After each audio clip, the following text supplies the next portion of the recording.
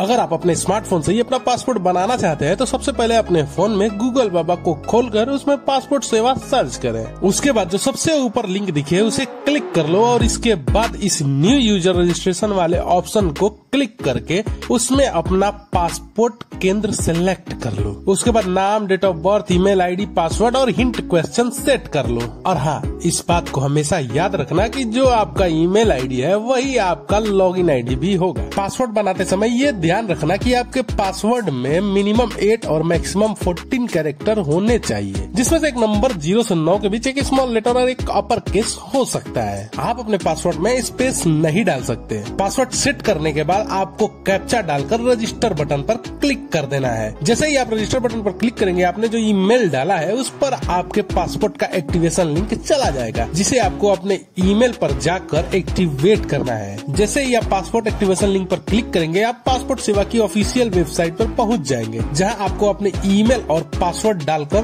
दोबारा से लॉगिन कर लेना है। लॉगिन करते ही एक पेज खुलेगा जहां दिए लिंक को क्लिक करके आपको अपना पासपोर्ट फॉर्म भरना होगा। सबसे पहले आप अपना प्रदेश और जिला डालेंगे। इसके बाद आपको पासपोर्ट टाइप सेलेक्ट करना होगा। अगर आप नया बना रहे हैं तो आपको फ्रेश पर क्लिक करना है और पुराना अपडेट कर रहे हैं तो री इशू पर क्लिक करना है। अगर आपको पासपोर्ट बहुत जल्दी चाहिए तो आप ज्यादा पैसे भरकर तत्काल सेवा का लाभ ले सकते हैं, वरना मेरी तरह आप नॉर्मल ऑप्शन चूज कर सकते हैं। अगर आपको बार बार विदेश घूमना है तो 60 पेज वाला क्लिक कर सकते हैं, वरना मेरी तरह आप 36 पेज वाला भी ऑर्डर कर सकते हैं। इसके बाद नेक्स्ट बटन पर क्लिक करके अगले पेज पर आ जाइए, जहां आपको अपना नाम, date of birth, gender, marital status, citizenship सब डालना है। अगर आपका जन्म इंडिया में हुआ है तो आप सिटीजनशिप में बाय बर्थ डाल सकते हैं, वरना और भी ऑप्शन सिलेक्ट कर सकते हैं। इसके बाद एम्प्लॉयमेंट टाइप भरना होगा। अगर आपकी नौकरी लगी है तो आप एम्प्लॉयड डाल सकते हैं, वरना अगर मेरी तरह बेरोजगार है तो नॉट एम्प्लॉयड डाल दीजिए। इसके बाद अगर आप नाबालिग है तो यस पर क्लिक करें, वरना मेरी तरह नो पर क्लिक करें। इसके आगे आप अपनी क्वालिफिकेशंस डाल सकते हैं, और अगर आप अच्छे खासे पढ़े लिखे हैं तो आप नॉन ईसीआर में यस क्लिक कर सकते हैं मेरी तरह। इसके बाद अगर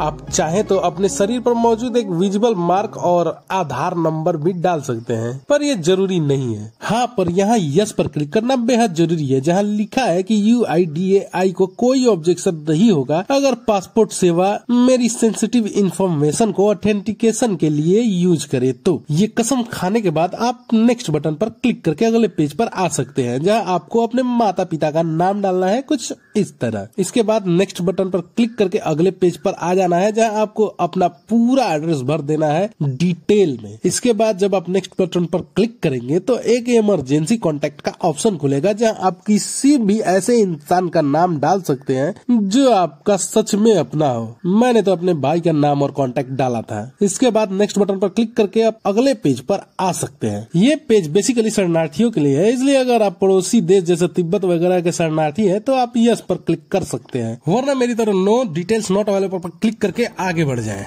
इसके नीचे अगर आपने कभी पासपोर्ट अप्लाई किया था और वो किसी कारणवश नहीं बन पाया था तो वहाँ पे यस करके आगे बढ़ जाए, वरना मेरी तरह नो से ही काम चला ले। ये सब होने के बाद अगले पेज पर आ जाए। ये पेज सबसे खतरनाक है, क्योंकि इसमें आपको आपके ऊपर लगे हुए criminal cases, citizenship problems, court cases जैसे सेंसिटिव मुद्दों के बारे में बताना है। अगर आप मेरी तरह नीट एंड क्लीन इंडियन है तो आप सब में नो नो करते चले जाइए। ये सारा नो करने के बाद जैसे ही आप नेक्स्ट बटन पर क्लिक करेंगे तो आपके सामने आपके पासपोर्ट का प्रीव्यू दिखाई देने लगेगा। प्रीव्यू देख लेने के बाद जब मन भर जाए तो नेक्स्ट बटन पर क्लिक करके अगले पेज पर आ जाना है। यहाँ आपको बर्थ प्रूफ और एड्रेस प्रूफ सिलेक्ट कर लेना है। मैंने तो बर्थ प्रूफ में 10th की मार्कशीट और एड्रेस प्रूफ में आधार कार्ड डाला था। इसके बाद नीचे प्लेस की जगह में आपको अपने डिस्ट्रिक्ट का नाम डाल देना है। इसके बाद सबमिट फॉर्म पर क्लिक कर देना है, जिसके बाद आपको अपना पूरा फॉर्म दिख जाएगा। इसे आप अपने फोन में सेव कर सकते हैं बाद में प्रिंट आउट निकालने के लिए। सबमिट करने के बाद आपको पासपोर्ट सेवा में फिर से लॉगिन करना पड़ेगा। लॉगिन करने के बाद आपको अपना फाइल सेलेक्ट करके व्यू फॉर्म पर क्लिक करके आप अपना फॉर्म देख सकते हैं। देखने के बाद बैक आ जाइए और उसके बाद अपलोड डॉक्यूमेंट पर क्लिक करके आपने जो डॉक्यूमेंट पहले सेलेक्ट किया था उससे सेम अपलोड कर देना है, वो भी PDF फाइल में। अगर आपके पास PDF में मौजूद नहीं है तो आप अपने डॉक्यूमेंट को ऑनलाइन ही PDF में कन्वर्ट कर सकते हैं, कुछ इस तरह।